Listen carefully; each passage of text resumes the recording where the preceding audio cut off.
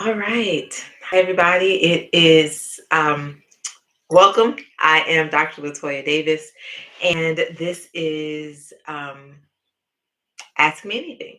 So every first and third Wednesday, I hop on YouTube Live and I basically host or answer questions from you all. And sometimes I answer questions that have previously come into my inbox. So if you are new to me or you don't know what I do, I help people really understand what some of their blocks and limitations and conditioned beliefs and patterns, things that they've adopted that prevent people from showing up and living their authentic self. Primarily, I work in the realm of spirituality, and I am a spiritual intuitive. I work in the Akashic Records, and I um, do ancestral lineage healing. So that is a little bit about me. And here at Ask Me Anything, our Soul Wisdom Chat, you are free to literally ask me any questions, and I will do my best to answer them. Typically, I get asked questions around intuition. Um, Ancestral veneration, dreams, African traditional spirituality. Pretty much, if you think about it, we can talk about it. All right. So if you are here, I see a few people are here. Let me know that you are here. Say hi. You can hit the like button. All of those things are great. And essentially, how it works is whenever you have a question, you just drop it in the chat. All right. So that's how that works. Um, I did not get any questions ahead of time for this week, so I'll just do a topic that's kind of been on my mind this week, moving forward or throughout this week. Right? We know that, well, depending on where you are, this week was Valentine's Day, which was yesterday, February 14th, and I wasn't on Facebook a lot yesterday just because of my schedule. But when I logged on today, I saw that it had been, I think there's like people were calling it Happy Singles Day or um, some term with Singles Day.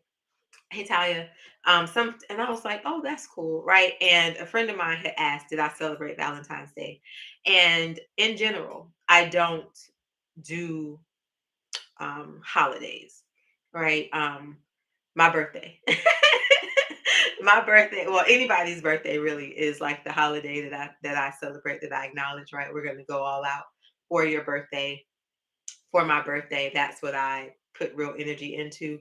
Um, as everything else, I look at it from the standpoint of collective energy, right? And the collective energy that is there, and how can we use and harness that collective energy, and I don't necessarily focus on the commercialization aspect of it or the thing that they're trying to push out. So with Valentine's Day, although I don't celebrate it, I don't participate in it. I do believe in using the energy that is created on that day, right? So collectively, we are in unity, we are in harmony, we are putting out some signal that has to do with love. And so it is really a wonderful day to help with self love work. And by self love work, I mean those things or those areas of your life where you are working to love more, accept more, be in infatuation with, right? It doesn't have anything to do with anybody or anything external, it's all an internal process. And I find that, and not just on that day, right? Because when we create energy, um, it doesn't just dissipate in the moment, right? So there's this build up around love and energy and showing you care and open heart space. There's this build up for days and days and days. And so on the 14th, when the day comes and ends, it doesn't just go away, right? So you're still able to tap into this energy of love, the vibration, the frequency that has been generated by everyone. You're still able to tap into that and use that for your own personal healing and elevation, and call that into you. A really good way to do that really is, there are multiple ways. Let me figure out a really good one, the easy one to share with you all tonight. Um, one, you want to call the energy that you are associating. So right now we're talking about the energy of love, right? So you would actively put the word in your mind, right? So you can see the word love. You can think of an image that you associate with love. However, you need to kind of actively call that into your mind. Hi, Deshay. However, you actively need to call that energy into your mind. You would start with that first, okay? And then, if you're able, and I recognize that not everyone is able, but if you're able, then you can now move into the emotion of love, right? When have you felt love? When did you experience love in a way that felt really, really good to you? It could be something you did for yourself. It could be something someone else did for you.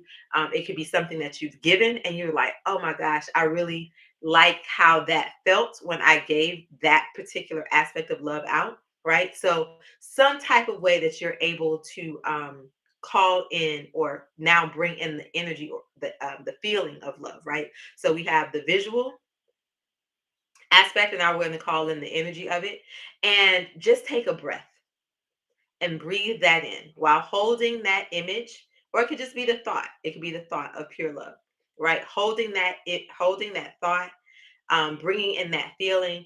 And then I want you to rub your hands together, right? So our hands have a lot of energy centers, right? Chakra points in our hands. I want you to rub your hands together, and this is basically just activating, right? All of that. And what I do, take a deep breath while I'm rubbing my hands together, right? Holding my thought, holding my feeling, and then I start to place my hands wherever I'm led, right?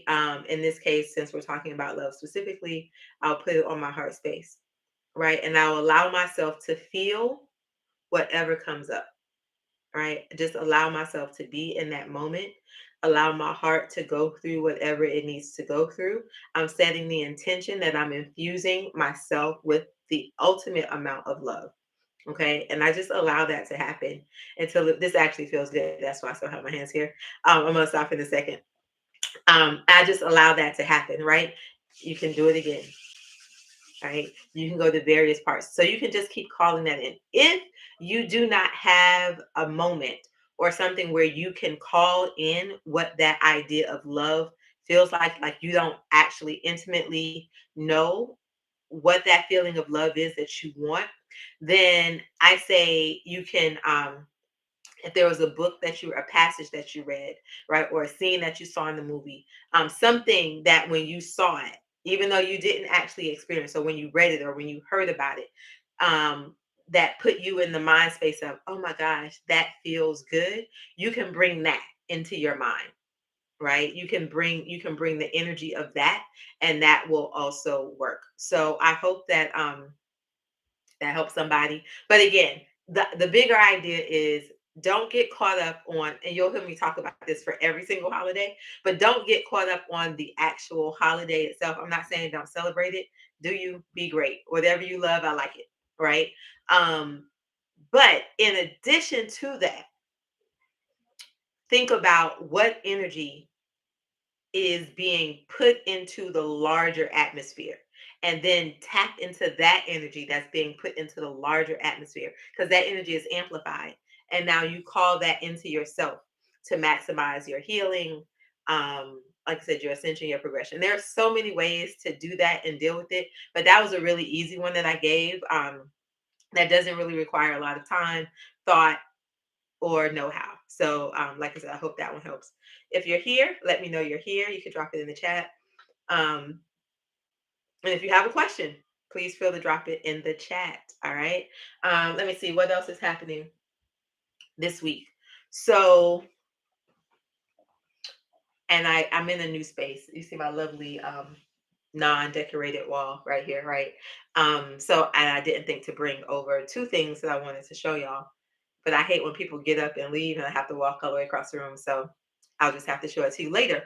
Um, what else is happening? In 2 weeks, I think, February 25th and 26th, I'll be having an Akashic Records class. This will be the last class, the live virtual class that I offer in this particular way.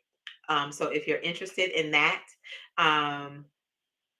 Alapia Orisha Lase, If you're interested in that, make sure you sign up, right? The live virtual class, one of the benefits of that is that we really are interactive, right? We go through the process together. You open your records, you open the records of others, you're able to get feedback.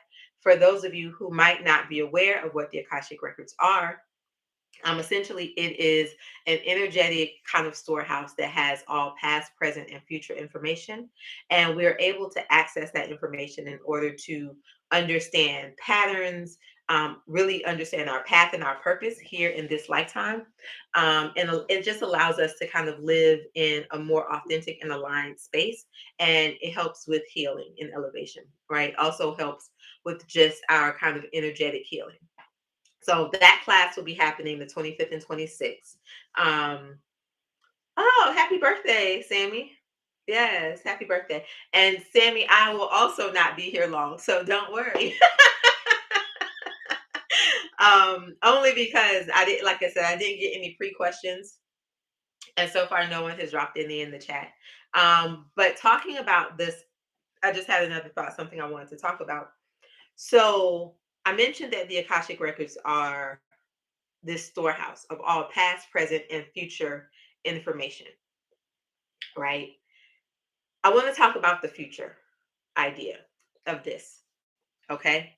Um, if you've ever taken my classes or you've heard me talk in the past, I say that the Akashic Records are not really the space to come and give information about the future. Why do I say that? All possibilities are happening, right? In this world. And so although I'm talking about it from the concept of why we don't use the Akashic records to look at future possibilities, I'm also just in general speaking to the nature of the future, right? So most of us, if you're on my channel, you probably do deal with some type of divinatory system, right? Be that tarot, be it going to Orisha, be it runes, or whatever your system is, right? And in that, a lot of times we are looking to get information about something that is going to happen, right? Something that is going to happen in the future. And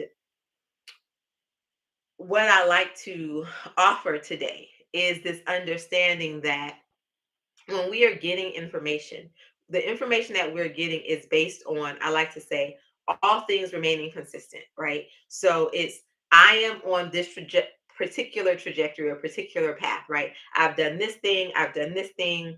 And logically, that means that I'll do this thing next and I'll do this thing next, right? It assumes that there are no major shifts, that you're going to kind of keep going down the path that you're currently on. That's the assumption. Based on that assumption that you will continue on this path that you're currently on, we're asking about a question in the future. So the response is based on all things remaining the same. Now, if you're in the process of healing, if you're in the process of breaking cycles, if you're in the process of undoing programming and shifting mindset, hopefully, right, you are not on the path for all things remaining the same. Hopefully, you are adopting new habits, you are incorporating new ideas, you are breaking oaths and vows. Hopefully, that's what's happening. And so, the outcome, the future possibility outcome starts to shift, because the other thing with future possibilities is it's not just you, right?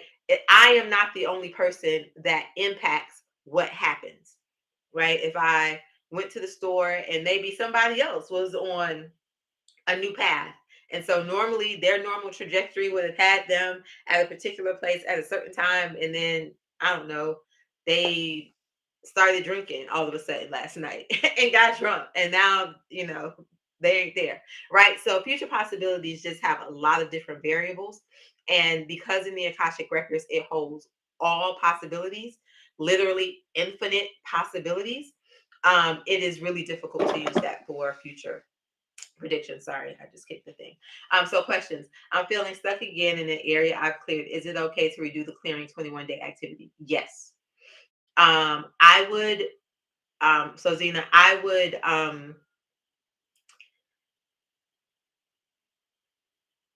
one of the things with clearing So background again, when we are working to release habits or when we are working to bring about an energetic shift in our life, some people like you just do this thing. I believe we need to identify kind of the what or the why, right? Because the only way that change really sticks is if we incorporate new habits, right? So it's not enough for me. Let's say I have a money block, right? Let's say I really struggle to um, make more than $5,000 a month. Anytime I get to the point where I'm about to make more than $5,000 a month, something happens. I get fired. Um, the economy takes something happens every single time. So $5,000 is my cap, right? So let's say I did a clearing around that. I did some work. I did some affirmations. Oh yes, money flows to me. It's safe for me to have tens of thousands of dollars in my bank. So I did this, right? I did that. I did the clearing energetically. I broke up the I broke up the code or the sequence that was kind of in my auric field, my etheric field that had that limiting belief coded to it, right? But then I didn't do any new things, right? I still did all of the same things that I did when the $5,000 was my cap. So what happens is over time, even though we energetically cleared it the first time, the actions didn't change. So now we just start to attract that thing again, and then you find yourself back in the same thing. So the reason I'm saying this is because yes, you absolutely can do the 21-day activity again, but I want you to take some time and tap in with yourself, Zena, and see what actions, right? What action that you're doing that is that you might need to shift or adjust in order to bring about a new result. Okay. So yes, energetically do the clearing, but then check in with yourself to figure out the action. Okay. Um, Morning person says, I think I signed up for a February class. Please can I email you to find out? Yes. Stacy, you did. I saw your name on the thing. So you'll get an email that has like the Zoom link and the information that you need the week going into the class. But I have your registration. Um, Talia asks, do bubbles always appear in the water on your altar? No. So there are a few different schools of thought on bubbles appearing in your altar water. Some people say it's based on your water, right? Just the water quality or something that could be happening in what comes out of your faucet or between kind of a reaction with your air. I do look at the bubbles, right? I look at bubbles from the sake of a spiritual standpoint. Typically, bubbles indicate that there is some type of spiritual being that is there or entity. And so, and why I tend to go with this belief, and this is where I land, is because let's say I am doing an event where I'm actively calling in um, ancestors or spirits or whatever it is. I'm actively calling in their energy to help facilitate something. And I have my glass of water. In those moments, the glass is like the bubbles are numerous, right? Versus if I just put a glass of water out on the table and I left the glass of water there overnight, I came back in the morning, there are no bubbles there, right? So I absolutely associate bubbles with spiritual entities. Um, and like I said, it can go from a little bit to a lot, just really depending on the energy that is there that you're calling in. Okay. Um, Lost my brother-in-law this week. Oh, I'm so sorry to hear that. Any recommendations for what I can do at this time for him or my family? Did you get Zena? Did you do the when we did the last ancestral challenge? If you did the upgraded package, I sent out the ancestral elevation prayer as a part of that package. If you have that, I would definitely recommend reading that prayer for the next 9 days.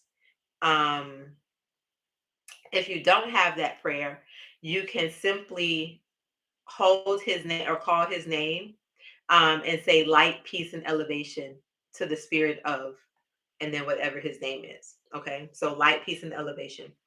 um, to the spirit of his name. And then again, you would kind of do that for, I use nine, right? There's a much larger process, but that is a very good, easy, and short one to help with the elevation of his spirit. Um, okay. Jennifer says, I became interested in learning more about my past lives in hopes it can help me connect with my ancestors and spiritual core.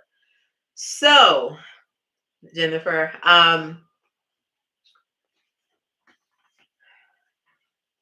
where am I going to start with this? So, our ancestral line, despite what people teach, right? Let me change how I say that. Multiple truths can exist at the same time. I teach from the standpoint, my learnings, my knowings, and as someone who has been a medium for over 20 years, I teach and I work from the standpoint that your ancestral lineage and your soul lineage are not necessarily the same, right? They absolutely can be, right? You could, as a soul, have made a choice to continue to reincarnate into the same ancestral lineage.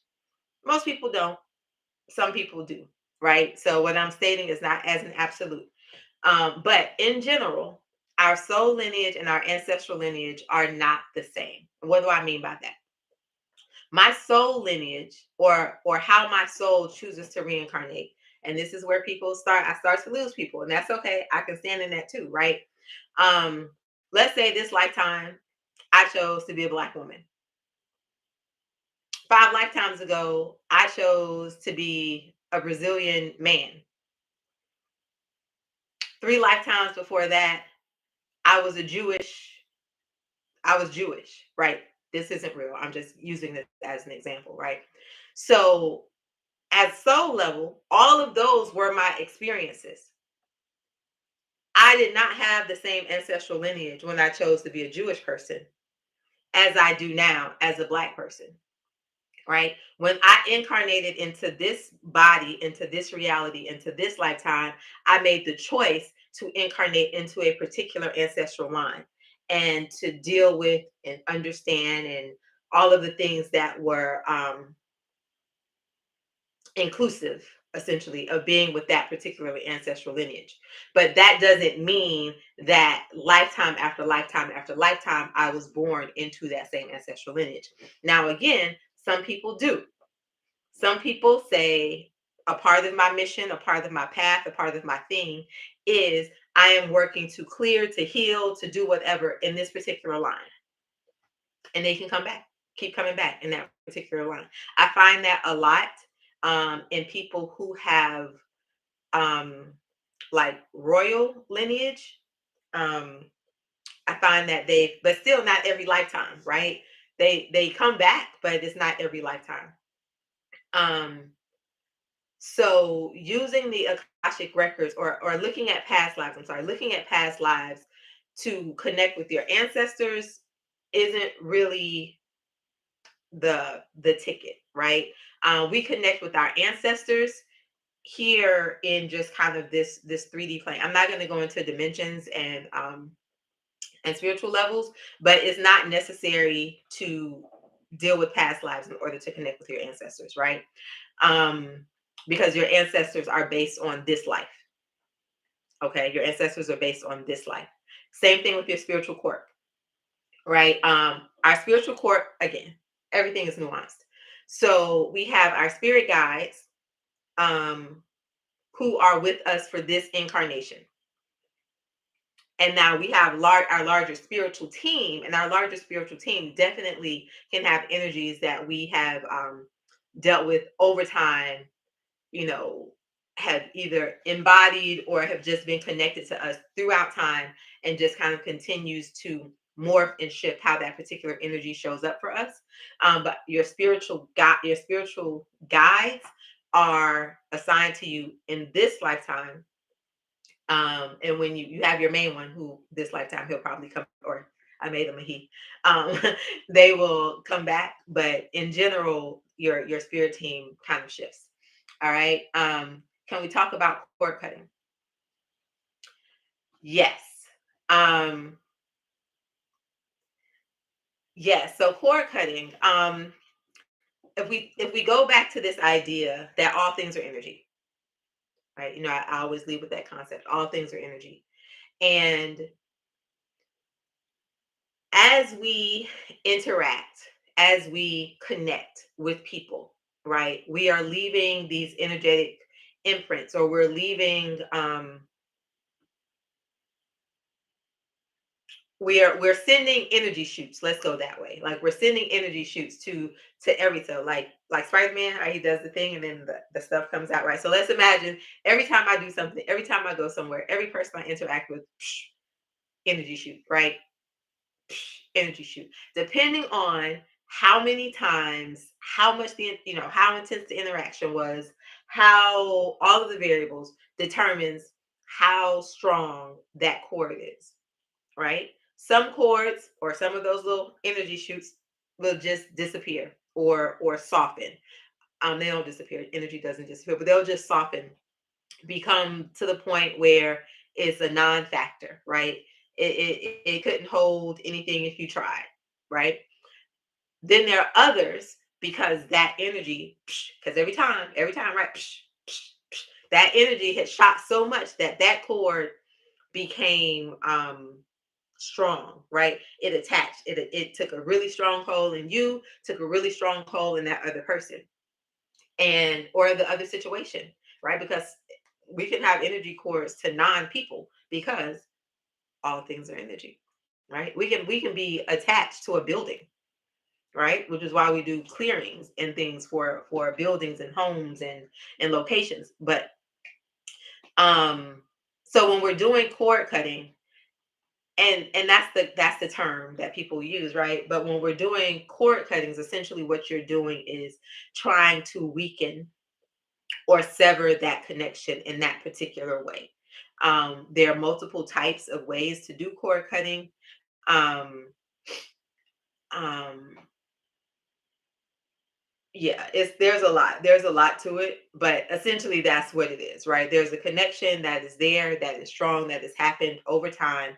And I like to think of it like, if I have a cord here and you have a cord there, right? Energetically we're still ping ponging each other, right? We're still sending or receiving energy, right? And then the level of that will vary based on the person, but because both things are attached, there's still that level of kind of transference.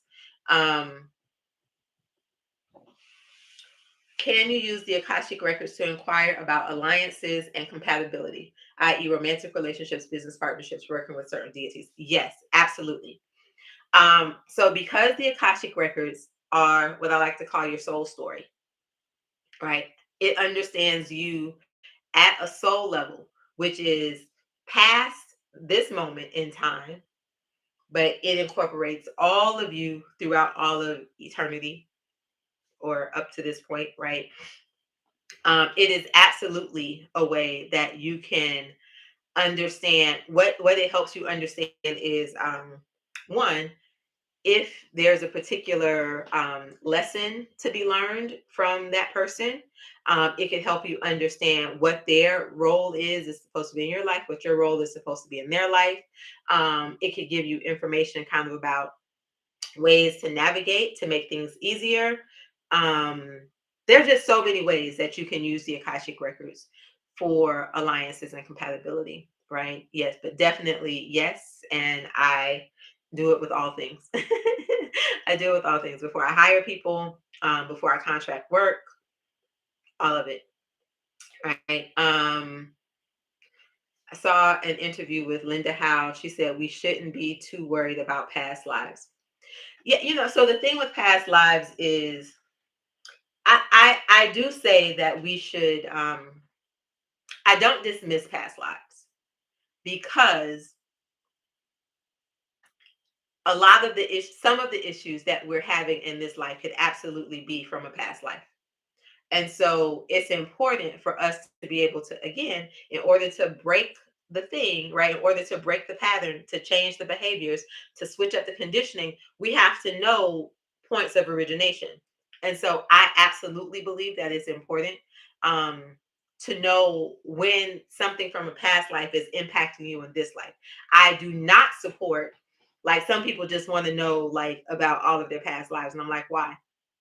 Like, what is that serving you? How is that serving you in this moment? Right. So I am absolutely for understanding your past life as it relates to your present life. But that's it. Um, where is the best place to leave questions for the live? I had a good one, but if I don't send it at that time, it goes poop. You can always, if you have a question that you want to send me, you can always um, email me. My voice just cracked.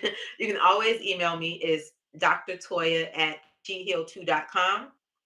Um, you're always welcome to Facebook message me or Instagram message me. Um, though that's how, or put it in any of the groups, right? And I will typically bring them back up. So as long as you get it to me before we start, I'll bring it up into the call. So email Dr. Toya at sheheal2.com, Instagram or Facebook, which is both She Healing Institute, or put it in any of the groups. I seen someone say we can know by how our body responds when we hear about the person. So, because again, you can have a cord. Having a cord with someone doesn't necessarily mean that it's a bad thing, right? It's like this idea of when people talk about karma, how we only think about karma in the negative. And karma is not negative or positive, it's neutral, right? Karma is the reaction or the response to an action. That's all it is. So a cord is not negative or positive. A cord simply means that there's an attachment, right? That there's an energetic attachment. And how each person, right, on the receiving end, how each person um is receiving that energy then determines if the cord is negatively impacting you, right? Or if it's supporting you. Now, I personally cut all cords every day from all things, right? Um, but I don't, but it's not because I think that everything is negative. It's just because I want my own energy, right? I don't need to be leaving you my energy and allowing you to work with my energy. So that's why I do that. Can we cut the part of ourselves that is attached to that person? Psychology says we can't control anyone but ourselves. Yep. So when you're doing cord cutting, you are absolutely not doing anything with the other person, right? Is absolutely correct. You are only able to well, that's not true, but um big picture, right? Big picture idea, you are you are influencing yourself. So when you're doing cord cutting, you're just severing the energy, right? You are severing the energy that is from your side, um and the other person in the cord cutting, if they're received, the other person will no longer receive it, right? But again, you can't control their behavior, and their behavior had nothing to do with the cord, right? Their behavior had nothing. If somebody is an ass, they're an ass because they're an ass, and it has nothing to do with you as the person who is on the receiving end of that. So if I cut a cord that I'm connected to with somebody who is behaving in a way that I don't like, that doesn't change that person. That person is still going to be who that person is, right? But this goes back to what I started with earlier, talking about the behavior. It's not enough for us to do energetic work and spiritual work. It's not enough for us to do that, right? We have to talk about what is the behavior that we are going to incorporate after we've done the spiritual or the energetic work, right? What is the boundary that you're going to set up for yourself? What is the boundary that you are going to maintain? What is the line that you're like, nope, not doing that. I'm not putting myself in that situation. So, what is the behavior that you're going to adopt? Just cutting the cord doesn't do anything. Okay. All right. Anybody else? So as always, I enjoy hanging out and talking to y'all. Um, Retreat in Costa Rica, July 29th through August 3rd. So excited, right? We're going to do energy healing, sound baths. We're going hot springs, waterfalls, daily movement, good food, and just really cool people. So come hang out with me in Costa Rica. I have one upgraded suite that's still available. So if you are, on the side and you like your upgraded life, there's one upgraded suite available. I'm Akashic Records class, February 25th and 26th. Oh, I just announced today. So I'm going to be offering an ancestral lineage healing retreat. How this came about, some of you may or may not know. So I do ancestral lineage healing. I also taught it. I certified a cohort of students who to go out and be able to do the ancestral lineage healing. I have one person. She was a therapist and she's now incorporated. She's a licensed family and marriage therapist, and she's now incorporated that into her work. Um, so people learned it. But in that process, I taught it in like 3 modules. So the first module was we worked on ourselves because I'm a firm believer that you can't go out and do stuff for other people if you have not dealt with the stuff for yourself, right? So the first module, we worked on ourselves and identifying those traumas, identifying those patterns and behaviors that were a part of our lineage that were keeping us back, things that we were repeating, right? And so we looked at that, how to deal that, how to heal that within the self. And then I was going to turn it into just like a course. And a lot of people was asking me about retreats. So I decided to put those two together. And I'm going to do a weekend retreat where we dig into healing ancestral trauma from the personal level, right? So looking at what's in your lineage, tools, I'm interactive about all things, right? So tools that you can do and continue to use past that weekend to really dive in and help you shift and begin to bring healing to some of the issues that are there within your lineage. So I'm really excited about that. It will be in Atlanta. It'll be in Atlanta, and I just need to finalize the date. So once I have the date finalized, I will let everyone know about that. But other than that, I hope everyone has a great night. I would love it if you liked, gave me a like or a thumbs up. And I will see y'all the first. This is the second Monday. Yep. I will see you all the first Monday of March. Bye.